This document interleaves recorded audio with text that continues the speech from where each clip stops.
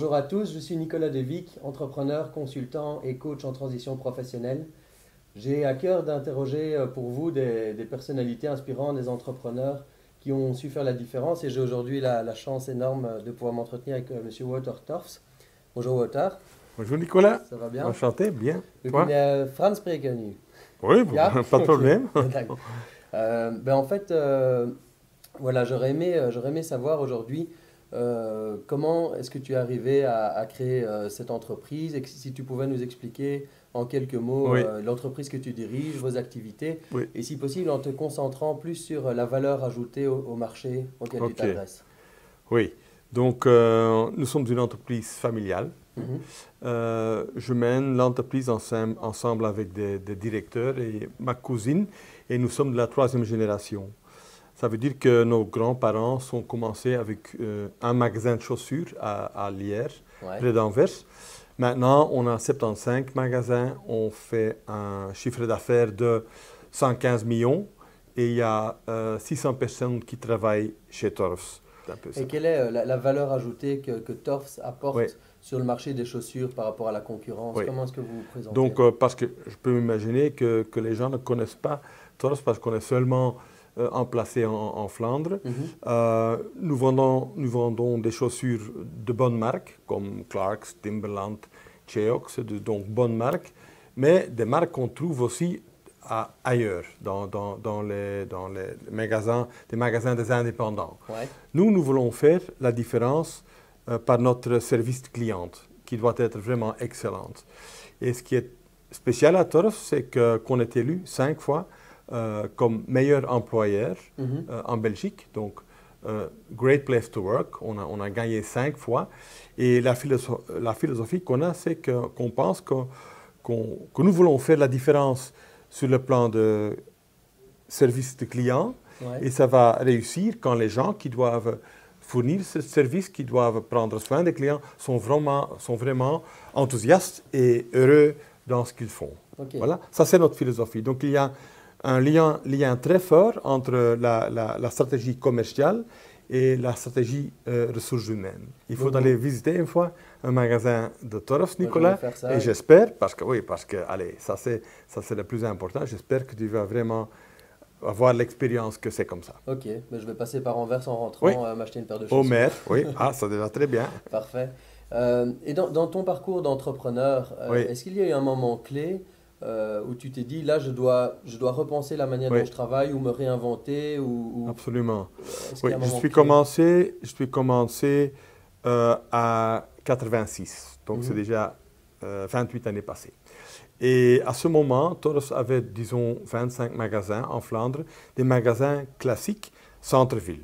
Ouais. Et l'organisation, l'entreprise était menée par mon père et son frère.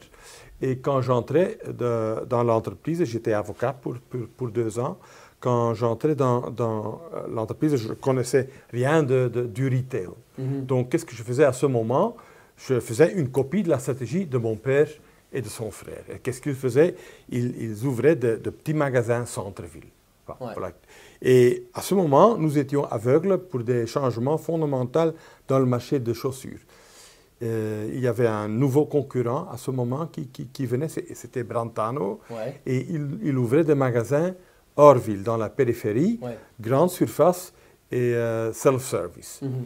Et bon, à ce moment, et je parle maintenant, c'est déjà 10 années plus tard, 95, 96, si à ce moment on n'avait pas changé notre stratégie, on n'a plus existé à ce moment. Ah oui. Non.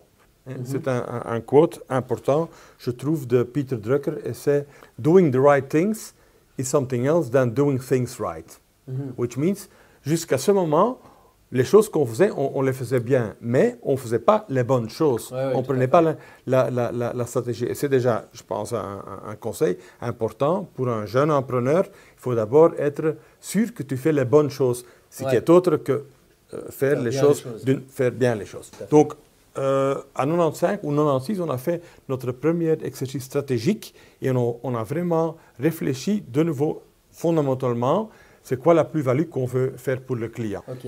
Et à ce moment, par exemple, on a fait le choix pour aussi aller à la périphérie.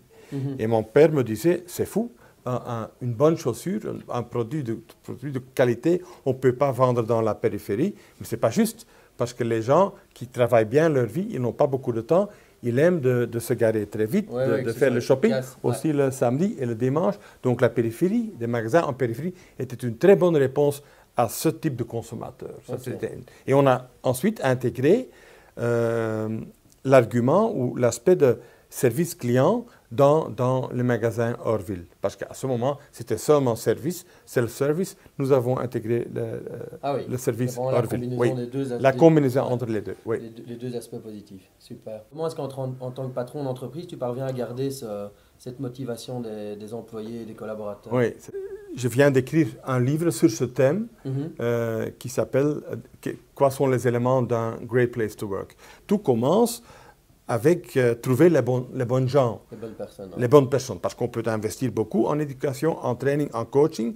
Quand tu n'as pas les bonnes personnes, ça ne va pas réussir ou ça va prendre beaucoup de temps. Donc, c'est déjà très important de trouver les bonnes personnes. En tout cas, les personnes où la mentalité colle bien avec la culture. Absolument. Et ce qui est important, en anglais, c'est « hire the smile ». On va chercher des gens avec un sourire naturel. Et on peut très vite voir si une personne a un sourire naturel ou pas. Voilà. Donc, moi, ça va. Oui, ça va très bien avec toi. Ensuite, ce qui est important, c'est aussi hire for attitude, train for skills. Et on va chercher des gens aux bases de leur attitude, de leur caractère, de leur mentalité et les compétences. Et les choses techniques qu'elles doivent faire, on peut les apprendre après. Mais pas la mentalité, ça doit être là. Donc ça, c'est la base de la culture de Torfs. C'est vraiment trouver les bonnes gens. Et quand on a trouvé les bonnes personnes, on va investir beaucoup dans formation, dans coaching, dans fêter quand il y a quelque chose à fêter, des bons cadeaux.